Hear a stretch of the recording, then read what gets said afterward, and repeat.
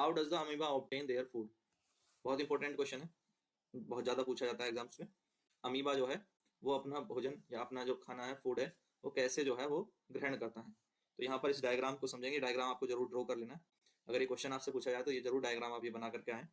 ठीक है, तो न्यूक्लियस क्या है? ये न्यूक्लियस है अमीबा का, और ये अमीबा का एक स्ट्रक्चर है। मान लो यहाँ पर कोई फूड मॉलिक्यूल है। ठीक है, यहाँ पर कोई फूड मॉलिक्यूल है। अब ये अमीबा क्या करेगा, जैसे ही इसको फूड जो है वो एब्जॉर्ब करना है, तो ये अपनी जो है बॉडी को थोड़ा सा इनहेंस करता है आगे की तरफ, इस तरह से जो है एक स्ट्रक्चर बनाता है मुंह जैसा। ठीक है, ये वाला स्ट्रक्चर देखो यहाँ पर आगे ना, ध्यान से देखो, ये स्ट्रक्चर बनाता है।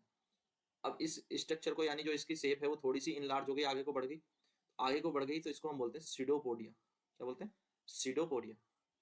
और इसने जो फूड वैक्यूल था, जो फूड का जो वो पार्ट था, उसको अपने जो है इस सीडोपोडिया के अंदर ले लिया, और फिर ये इस स्ट्रक्चर को ऐसे क्लोज कर लेता है।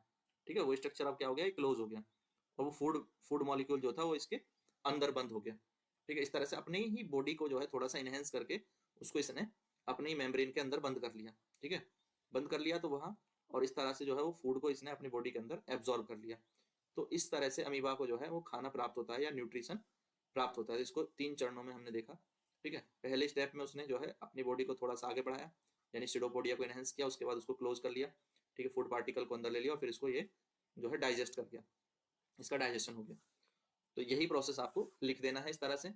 Amoeba take in the food by using temporary finger like extension. एक तरह से उंगलियों को जैसे आगे बढ़ा लेते हैं, उस तरह का एक एक्सटेंशन होता है उसकी बॉडी में, of the cell surface. Cell surface यानी उसकी बॉडी में, which fuse over the food particles.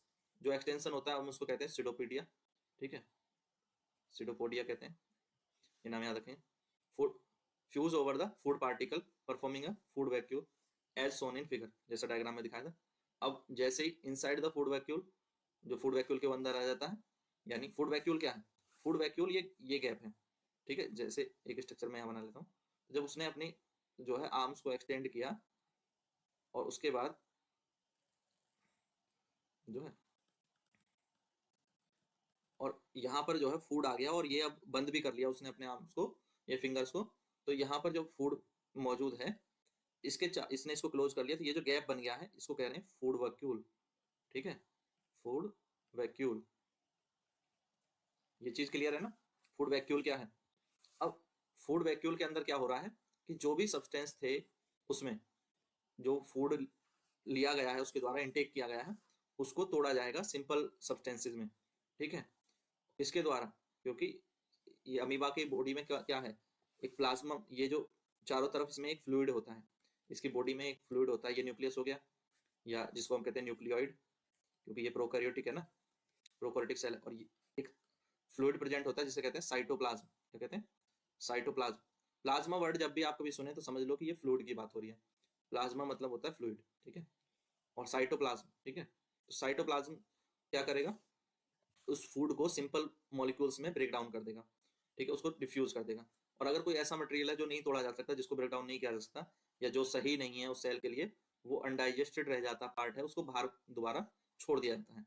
Undigested material is move to the surface of cell and thrown out, उसको बाहर फेंक दिया जाता है। जो डाइजेस्ट हो सकता है उसको डाइजेस्ट कर लिया जाता है, किसके द्वारा? साइटोप्लाज्म के द्वारा। पकड़ा किसके द्वारा जाता है? सीडोपोडिया, जो फिंगर आर्म जो आगे बढ़ते हैं उनके द्वारा पकड़ा जाता है। ठीक है, तो आर्म्स के शेप में आगे बढ़ करके उसको पकड़ लेता है, उसके बाद अपने अंदर जो है उसका डाइजेशन करता है, और जो डाइजेशन के बाद बचता है उसको बाहर फेंक देता है। क्लियर?